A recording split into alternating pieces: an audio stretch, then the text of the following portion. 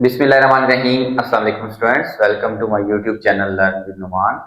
आज की इस वीडियो के अंदर हम अपने फिजिक्स फर्स्ट ईयर का जो चैप्टर 7 स्टार्ट किया था वेव्स एंड वाइब्रेशंस, उसका हम सेकंड टॉपिक देखेंगे जो कि है हमारे पास प्रिंसिपल ऑफ सुपरपोजिशन। ठीक है, तो वीडियो स्टार्ट करने से पहले आप लोगों से गुजारिश है कि चैनल को लाजमी सब्सक्राइब करें और वीडियोस को अपने क्लास फेलोज तक जरूर शेयर करें।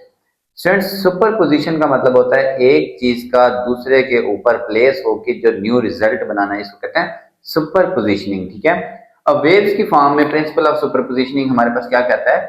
If a particle of a medium is simultaneously, एक ही टाइम पे एक मीडियम का पार्टिकल, एक पार्टिकल की बात कर रहे हैं, ठीक है, इज साइमल्टेनियसली एक्टेड अपॉन, उस पे अमल कर लिया एक ही टाइम में टू वेव्स, ठीक है, उस पे दो वेव्स आके मिल रही हैं, देन द रिजल्टेंट डिस्प्लेसमेंट, फिर वो जो पार्टिकल अपनी, ये देखे ना पार्टिकल ऐसे पानी में वेव्स होती हैं, ये इसके ऊपर मुख्तलिफ पार्टिकल है, ये रेस्ट पे हैं, जब मैं यहाँ पत्थर फेंकूंगा तो वो ऐसे वेव बनेगी, वेव जाएगी तो इसके तमाम पार्टिकल ऐसे ऊपर नीचे होंगे।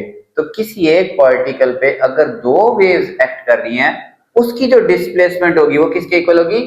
Is the of the displacement of particle is the algebraic sum, वो उन इंडिविजुअल डिस्प्लेसमेंट के, वेव्स की जो इंडिविजुअल डिस्प्लेसमेंट के सम के इक्वल होगी उसकी डिस्प्लेसमेंट। मैं आपको इसकी एक एग्जांपल देता हूं कि हमारे पास लेट्स सपोज ये एक रस्सी है, ठीक है, ये बिल्कुल ऐसे स्ट्रेट है रस्सी, ओके, ये इसका एक पार्टिकल है जो मैंने ब्लू बना दिया, ठीक है, ये। अब लेट्स सपोज स्टूडेंट्स, यहां से ना रस्सी जैसे हम एक तरफ से झटका देते हैं, ये एक वेव हमने रस्सी के अंदर, बस एक वेव, आपको पता है वो वेव ऐसे रस्सी के अंदर ऐसे चलती हुई दूसरे एंड पे चली जाएगी। तो इस वेव की वजह से ये वेव की डिस्प्लेसमेंट है, ये ऊपर की तरफ होती है, ये स्टूडेंट्स वेव की डिस्प्लेसमेंट, या नीचे की तरफ या ऊपर की तरफ, ये वेव की डिस्प्लेसमेंट, इसको वाई कहते हैं। अब जब ये वेव की डिस्प्लेसमेंट यहाँ ऐसे आएगी, फिर आगे जब ये पार्टिकल तक पहुंचेगी, ठीक है, तो पार्टिकल ने, ब्लू वाले ने कहां पे आ जाना है? यहां पे आ जाना है, ठीक है। तो ये तो एक वेव की बात हो रही थी। लेट्स सपोज अगर मैं इसी में ही, ठीक है, ये वैसे टॉपिक में नहीं है, अगर मैं दूसरी साइड से भी वेव इंट्रोड्यूस, एक तरफ से आपने ऐसे कर दिया, दूसरी साइड से मैंने ऐसे कर दिया, ठीक है, तो लेट्स सपोज यहां से एक वेव इंट्रोड्यूस करवाई, वो ऐसे आई, ठीक है। अच्छा, अब इसने, ब्लू वाली ने ऐसे जाना है, ठीक है, और रेड वाली ने इधर को आना है, ठीक है। अब इस पार्टिकल की डिस्प्लेसमेंट कितनी होगी? इस वेव की डिस्प्लेसमेंट अगर है y1 और इस वेव की डिस्प्लेसमेंट, इसकी y1 कह लें, इसकी आप y2 कह लें, जो रेड हमने इधर से जो हमने रेड चलाई, ठीक है, या ब्लू चलाई, एक की डिस्प्लेसमेंट y2 और एक की डिस्प्लेसमेंट y1, तो इस पार्टिकल जो यहां पे था, ठीक है, इस पार्टिकल की जो डिस्प्लेसमेंट होगी जिसपे दो वेव्स एक ही टाइम में अमल कर रही हैं, ठीक है, वो कितनी होगी स्टूडेंट्स? जब ये वेव यहाँ पे इकट्ठी होंगी तो ऐसा नहीं होगा कि एक ही जगह पे, नहीं, इसकी जो नेट डिस्प्लेसमेंट है दोनों के अलजेब्रिक सम की क्या होंगी? इक्वल होंगी, ठीक है। ये एक का y1 दूसरे का y2 ऐड हो जाएंगे, क्या हो जाएंगे? ऐड। तो इसकी डिस्प्लेसमेंट हम कह सकते हैं y is equal to y1 plus y2, ठीक है। y क्या होगा? उसकी डिस्प्लेसमेंट, नेट डिस्प्लेसमेंट क्या होगी? इस वेव का और इस वेव की डिस्प्लेसमेंट के अलजेब्रिक सम के, ठीक है। रिजल्टेंट डिस्प्लेसमेंट क्या होगी? Is the algebraic sum of individual displacement, एक वेव का डिस्प्लेसमेंट y1 दूसरी वेव का डिस्प्लेसमेंट y2, उनके अलजेब्रिक सम के इक्वल होगी उस पार्टिकल की डिस्प्लेसमेंट, ठीक है स्टूडेंट्स। ये तो बात हम कर रहे थे, ठीक है। अब देखें ना, फॉर एग्जांपल हम पानी के एग्जांपल लें, पानी था, खड़ा हुआ था, ठीक है, एक पत्थर आपने यहां मारा, एक पत्थर मैंने, इसकी वजह से भी वेव्स बनेगी, इसकी वजह से भी क्या बनेगी? वेव्स। तो यहाँ कोई पार्टिकल है, उसके ऊपर, यहाँ पे अगर पानी के जो पार्टिकल्स हैं, पानी के जो मॉलिक्यूल्स हैं, ठीक है, उसके ऊपर इस वेव की वजह से भी अमल होगा, इस वेव की वजह से, अगर तो वो सेम फेज हुआ, यानी कि सेम फेज का मतलब उनकी फ्रीक्वेंसी सेम है और वो एक ही, उनका क्रस्ट एक ही जैसा और उनका ट्रफ एक ही जैसा स्टूडेंट्स, ठीक है। तो अगर वो एक, दोनों का क्रस्ट आ जाता है, यहाँ पे एक वेव का भी यहाँ पे क्रस्ट आता है और दूसरी जो इधर से आ रही है उसका भी यहाँ पे ये क्रस्ट होता है, जो टॉप पोजीशन होती है, ठीक है, और जो बिल्कुल लो होती है ये ट्रफ होता है, ठीक है। अगर दोनों का क्रस्ट आ जाएगा या दोनों का ट्रफ आ जाएगा स्टूडेंट्स, तो उसकी जो डिस्प्लेसमेंट है वो उनके अलजेब्रिक सम के या तो वो बहुत ऊपर जाएगा या वो बहुत नीचे। ये बात हो रही है अगर दोनों वेव्स का फेज सेम हो। फेज क्या होता है स्टूडेंट, ठीक है, इससे पहले ना आपको बल्कि फेज समझने की जरूरत है। दो वेव्स हैं, एक, ठीक है, ये इतने टाइम में एक वाइब्रेशन पूरी करे, यहां से इस तरफ क्या है, टाइम है, ठीक है। इसी तरह एक और वेव है, ठीक है, वेवलेंथ बेशक थोड़ी सी डिफरेंट हो सकती है उसकी, ठीक है, ऊपर भी वैसे कम जाना चाहिए था इसको, यहां से ले लें हम, ठीक है, रेड वाली ऊपर से ही आ रही है। अब देखें ये जो ब्लू वाली है, टाइम इसको भी उतना ही लग रहा है, जहां पे इसका क्रस्ट है ब्लू का भी क्रस्ट है, जहां पे रेड का ट्रफ है ब्लू का भी ट्रफ है, जहां पे ये जीरो है वो भी जीरो है, जहां पे ये शुरू हो रही है दोबारा ब्लू वाली वहीं से स्टार्ट हो रही है। तो इस तरह की वेव्स को कहते हैं सेम फेज। इनका फेज क्या होता है स्टूडेंट्स, सेम होता है, ठीक है। अगर तो ऐसी वेव्स हो जिनका फेज सेम होगा तो स्टूडेंट्स फिर जो डिस्प्लेसमेंट है वो उनके सम के इक्वल होगा। किसके इक्वल होगा, सम के इक्वल होगा, ठीक है। ये हमारी पहली कंडीशन है। y1 क्या है, डिस्प्लेसमेंट ऑफ वन वेव या फर्स्ट वेव, ठीक है। y2 क्या है, डिस्प्लेसमेंट ऑफ सेकेंड वेव। ये किसका डिस्प्लेसमेंट है, सेकेंड वेव का। ये तो बात थी students when two waves are, when two waves have same phase, मतलब उनका फेज सेम है, जहां पे एक का क्रस्ट है दूसरी का भी क्रस्ट है, जहां पे एक का ट्रफ है दूसरी का भी क्या है, ट्रफ है। अगर सेकंड कंडीशन आ गई, अगर फेज डिफरेंस है, ठीक है, और फेज डिफरेंस भी कितना है स्टूडेंट्स, बिल्कुल 90 डिग्री पे फर्क है, अपोजिट फेज है। क्या है स्टूडेंट्स, अपोजिट फेज की बात करें अगर, second two waves having opposite phase, बिल्कुल एक दूसरे के उल्ट। ये भी बना लेते हैं, देखें एक वेव यहां पे पार्टिकल है, इस वेव की वजह से इस वेव का उसको क्या मिल रहा है, क्रस्ट मिल रहा है। ये जो पार्टिकल है ग्रीन, ये पार्टिकल है, एक वेव आ रही है जिसकी वजह से उसको क्रस्ट मिल रहा है, और उसी तरह एक रेड ब्लू वेव आ रही है, ठीक है। इसका क्या मिल रहा है, इसको ट्रफ। इसकी डिस्प्लेसमेंट इस तरफ y1 है और इसकी डिस्प्लेसमेंट नीचे की तरफ y2 है। तो नेट डिस्प्लेसमेंट क्या होगी, y is equal to net displacement y1 minus y2, ठीक है। अगर तो उनका फेज सेम हुआ फिर वो ऐड होगी, अगर फेज अपोजिट हुआ तो फिर वो क्या हो जाएगी, माइनस। जैसे रस्सी की मैंने मिसाल दी थी, अगर आपका यहाँ पे क्रस्ट पहुंचता है और मेरा यहाँ पे ट्रफ पहुंचता है, तो वो पार्टिकल एक वेव ऊपर से आ रही है, देखें, ठीक है, एक वेव यहाँ पे ऊपर से, दूसरी नीचे से है, तो नेट डिस्प्लेसमेंट वो पार्टिकल अपनी जगह पे दरमियान में ही रहेगा, ठीक है। तो यहाँ पे इसके दरमियान साइन कौन सा आएगा, सब्ट्रैक्शन का आएगा। y1 एक वेव की डिस्प्लेसमेंट और y2 दूसरी वेव की क्या है स्टूडेंट्स, डिस्प्लेसमेंट है। इसके अंदर हमें एक चीज देखनी चाहिए कि यहाँ पे वैसे कोई जरूरी नहीं है ये, अगर y1 और y2 बराबर है मतलब दोनों वेव्स की डिस्प्लेसमेंट सेम थी, जैसे ये रेड और ब्लू बनाई है ना मैंने, अगर ये सेम है तो चाहे आप y1 की जगह y2 लिखें, चाहे आप y2 की जगह पे y1 लिखें, तो आप इसको कैसे लिख सकते हैं, y will be 2y1 if y1 is equal to y2। अगर ये दोनों बराबर हुए, डिस्प्लेस दो जो वेव्स आ रही हैं अगर इनका डिस्प्लेसमेंट बराबर हुआ, ठीक है, तो y जो है नेट डिस्प्लेसमेंट या 2y1 या फिर 2y2 दोनों के इक्वल हो सकता है। और इस केस में अगर if y1 is equal to y2, ये बराबर है बिल्कुल। अगर इस केस में अगर कोई ऐसा केस है एक वेव बड़ी है और जो इसकी अपोजिट है वो छोटी है तो अपोजिट लेकिन छोटी, तो इसका डिस्प्लेसमेंट ये देखें ना, इसको ऐसे बनाए, इसका डिस्प्लेसमेंट इतना है y1, y2 छोटा है, तो नेट डिस्प्लेसमेंट जो रिजल्ट आएगा ना इसका, क्योंकि ऊपर वाली वेव बड़ी है तो नेट डिस्प्लेसमेंट ऊपर की तरफ कुछ ना कुछ वैल्यू आएगी, फिर नीचे फिर ऊपर, ठीक है। ये इसका क्या होगा, नेट डिस्प्लेसमेंट, क्योंकि इसमें ये माइनस नहीं होगा और जीरो नहीं होगा। अगर तो ये दोनों बराबर हैं, जैसे ये बनाई वेव्स ये दोनों बराबर हैं, तो फिर जो नेट डिस्प्लेसमेंट है, नेट डिस्प्लेसमेंट वो स्टूडेंट्स क्या होगी हमारे पास, जीरो के इक्वल होगी, ठीक है। अब हम इसका मतलब है अगर हमारे पास ढेर सारी वेव्स आ रही हों, ठीक है, ये मैं रेज करता हूं फिर लिखता हूं। अगर स्टूडेंट्स किसी जगह पे ढेर सारी वेव्स आ रही हों, if n number of waves are reaching at a point, किसी भी पॉइंट पे या पार्टिकल को ढेर सारी वेव्स एन वेव्स पहुंची हैं, देन द रिजल्टेंट डिस्प्लेसमेंट, फिर हम resultant displacement can be written as, फिर हम उसको स्टूडेंट्स कैसे लिख सकते हैं, अगर एक वेव का डिस्प्लेसमेंट y1 है, दूसरी वेव का displacement y1 is equal to displacement of first wave,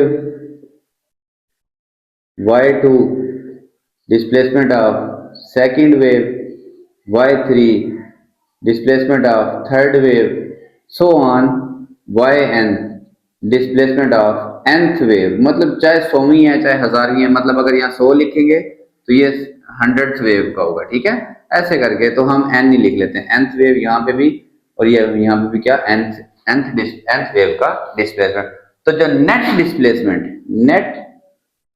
displacement वो स्टूडेंट्स कितना होगा, y is equal to y1 plus y2 plus y, सारों का सम ले लेंगे, ठीक है। अगर किसी का डिस्प्लेसमेंट अपोजिट है, फेज डिफरेंस, तो वहां पे क्या आ जाएगा, माइनस आ जाएगा, ठीक है स्टूडेंट्स। अब हम स्टूडेंट्स वेव्स को देखते हैं वेव फंक्शन की फॉर्म में, जो कि बेसिकली होता है x इंटू टी, ठीक है। ये t क्या होता है, टाइम के लिहाज से ये टाइम है, तो हम x की मुख्तलिफ वैल्यूज जब लिखते जाते हैं स्टूडेंट्स, तो ये हमारे पास एक वेव का क्या बन जाता है, पैटर्न बन सकता है, ठीक है। ये डॉट्स मैंने थोड़े ऊपर नीचे लगा दिए, तो मे भी कोई वेव है वो इतने टाइम में एक पूरी वेव कंप्लीट कर ले, कोई वेव में भी इतने टाइम में अपनी 2-3 वेव्स पूरी कर ले, ठीक है। तो मुख्तलिफ टाइम उतना ही रहेगा, तो x की मुख्तलिफ वैल्यूज के लिए वेव्स क्या होती जाएंगी, एक दूसरे से क्या होती जाएंगी, मुख्तलिफ होती जाएंगी। तो मे भी एक वेव है जिसका नेट डिस्प्लेसमेंट वो डिस्प्लेसमेंट है वो है x1 और t, दूसरी का y2 is equal to x2 और t, y3 is equal to x3 into t, ठीक है स्टूडेंट्स। अब अगर हम इनका नेट सम लेना चाहें, अगर एक yn है तो xn इंटू टी, ठीक है, तो जो नेट हमारे पास डिस्प्लेसमेंट आएगा वो इन सब के सम के इक्वल होगा, x1t plus x2t plus x3t plus so on xnt के इक्वल होगा, ठीक है स्टूडेंट्स। ये हमारे पास है प्रिंसिपल ऑफ सुपरपोजिशन की मैथमेटिकल फॉर्म। सिंपल भी लिख सकते हैं, net displacement y1 y2 y3 के सम के इक्वल होगा, अदरवाइज ये जो हमारे पास डिस्प्लेसमेंट और टाइम वाला हिसाब से हम इन वेव्स को लिख सकते हैं, ठीक है। नेक्स्ट देखते हैं स्टूडेंट्स, वेव्स जो है ना वो बड़े 3 तरह के हमारे पास पैटर्न प्रोड्यूस करती हैं। अगर हमारे पास 2 वेव्स हों, ठीक है, जिनकी फ्रीक्वेंसी सेम हो, फ्रीक्वेंसी सेम होने का मतलब ये इसने भी इतनी देर में एक वाइब्रेशन पूरी की, ठीक है, दूसरी वेव है चाहे वो इससे थोड़ी सी छोटी हो, लेकिन टाइम उसने भी एक वाइब्रेशन के लिए टाइम उतना ही लिया, तो इन दोनों की फ्रीक्वेंसी क्या होगी, सेम। तो जब एक ही तरह की फ्रीक्वेंसी हो, पहला point, when two waves have same frequency, ठीक है। फिर कौन सा फिनोमेना होगा स्टूडेंट्स, इंटरफेरेंस का, interference is produce, interference is produce, मतलब ये दोनों एक दूसरे के साथ किस तरह इंटरफेयर करती हैं, अगर तो फेज सेम है, तो ये मैं ग्रीन से भी इसका नेट इफेक्ट बना रहा हूं, इसका जो कंस्ट्रक्टिव इंटरफेरेंस होगा, कैसा होगा, कंस्ट्रक्टिव होता मतलब नेट, हमें कंस्ट्रक्टिव रिस्पॉन्स का मतलब ये होता है कि अच्छा जवाब देना, ठीक है। तो ये हमें नेट इस तरह की वेव मिलेगी, ये इसका जवाब होगा, ठीक है। और अगर इनमें फेज डिफरेंस हुआ तो वो डिस्ट्रक्टिव, मतलब एक वेव इस तरह है और दूसरी नीचे से है, अब फिर ये एक दूसरे को डिस्ट्रक्टिव इंटरफेरेंस करके मैं नेट इफेक्ट एक दूसरे का क्या कर सकती है, कैंसल। बहरहाल अगर फ्रीक्वेंसी सेम हुई, ठीक है, तो फिनोमेना कौन सा होगा, interference. Second, if there is slightly different frequency, beats are produced. क्या प्रोड्यूस होती हैं? Beats are produced. ओके, अब ये बीट्स का क्या मतलब है फ्रेंड्स? लेट्स सपोज यहां मैं बनाता हूं, एक वेव है मेरे पास ये वाली, ठीक है, और इसी के साथ दूसरी वेव जो जमा हो रही है प्लस, बुक पे ना आपकी वो इस तरह करके उसने अलग अलग लिखी, दूसरी वेव है, इनमें क्या है? फ्रीक्वेंसी का डिफरेंस है। अब इनका नेट इफेक्ट कितने मजे का होगा, ठीक है, इसका जो नेट इफेक्ट होगा ना वो ऐसा होगा। अभी ये जो है ना बनानी थोड़ी सी डिफिकल्ट होती है ऐसे, सॉरी, यहां पे मैक्सिमम होगी, ठीक है, ऐसे करके, ऐसे, ये यानी कि ऐसे, ये बड़ी वेव वाला, और नीचे जो है ना फ्रेंड्स, और ये छोटे वाले हैं दरम्यान में फ्रेंड्स, ये रिप्रेजेंट करते हैं इस वेव्स को, ठीक है। इस फिनोमेना को कहते हैं बीट्स प्रोड्यूस होना। वो जैसे अंग्रेजी बीट्स नहीं होती, ये वो वाली बीट्स होती हैं, ठीक है। तो जब दो वेव्स की फ्रीक्वेंसी डिफरेंट होगी तो हमारे पास क्या प्रोड्यूस होंगी? बीट्स प्रोड्यूस होंगी, ठीक है। अच्छा, इसके बाद third, when two waves have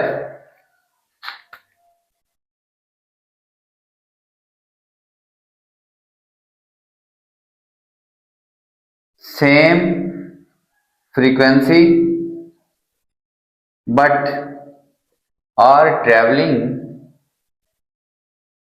in opposite direction, opposite direction के, वो एक दूसरे के अपोजिट डायरेक्शन में जा रही हैं। फॉर एग्जांपल, एक वेव इधर से आ रही है ऐसे करके, ठीक है, ये वाली, बराबर बनाया करते हैं वेव को, फर्क नहीं लगाया करते वेव्स में, ठीक है।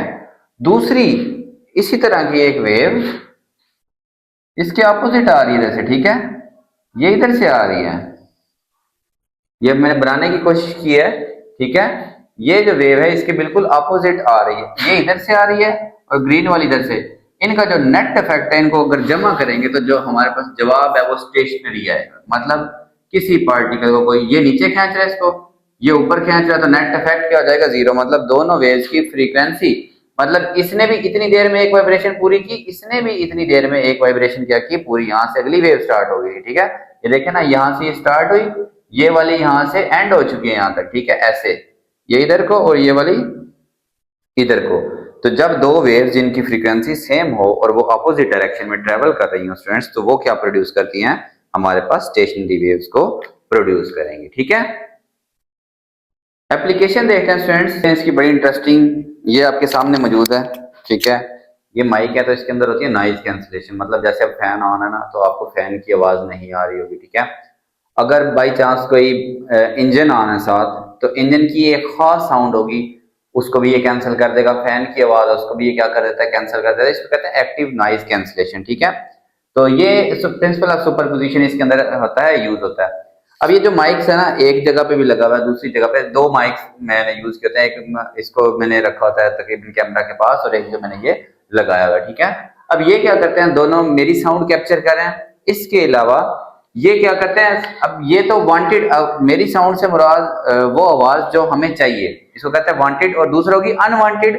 अगर कोई नॉइज आ रहा है, तो अगर हम म्यूजिक रिकॉर्ड करें, म्यूजिक रिकॉर्ड करने के दौरान साथ अगर जनरेट, तो लेट्स सपोज फर्ज कर लें कि जो म्यूजिक की वेव्स हैं वो ये हैं, ठीक है, लेट्स सपोज ये हैं।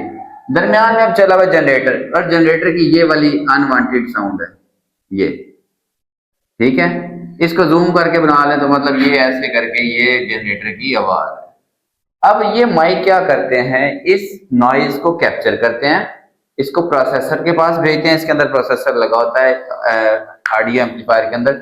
वो क्या करता है स्टूडेंट्स? इसके अपोजिट, इसको कहते हैं एम्बिएंट नॉइज, साउंड या नॉइज, ठीक है।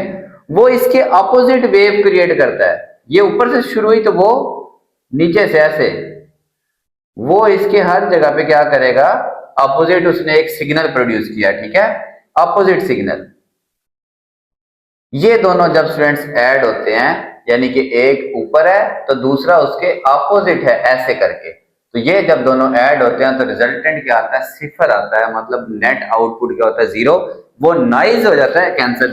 सिग्नल सिर्फ होगा इसके अपोजिट, वो इसके साथ इंटरफेयर ही नहीं करेगा, वो इसके अपोजिट चल रहा है, ठीक है, ऐसे करके, मतलब जैसे भी है, ये सिग्नल इसको क्या कर देगा, कैंसिल कर देगा। तो इस तरह हमारे पास ये सिग्नल इसके ऊपर सुपर इम्पोज होके उसको क्या करता है, कैंसिल।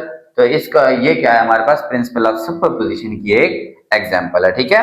तो बड़ा सिंपल सा टॉपिक है, बुक में आपके जो एग्जांपल थी वो मैंने सच नहीं बनाई, कि अगर एक वेव है तो उसके साथ दूसरी वेव अगर ऐड हो रही है, ठीक है, ये वाली, तो इसका डिस्प्लेसमेंट है y1, ठीक है, और इसका डिस्प्लेसमेंट है ये वाला y2। तो इनका जो नेट डिस्प्लेसमेंट होगा वो होगा y1 प्लस y2, और अगर ये अपोजिट होती तो y1 माइनस y2, ठीक है। ये हमारे पास क्या होता है, प्रिंसिपल ऑफ सुपर पोजिशन है, ठीक है स्टूडेंट्स। होप सॉल्व होगा, ये टॉपिक समझ आया होगा। तो चैनल को लाजमी सब्सक्राइब करें और वीडियोस को अपने क्लास फेलोज तक जरूर शेयर करें। अल्लाह हाफिज स्टूडेंट्स।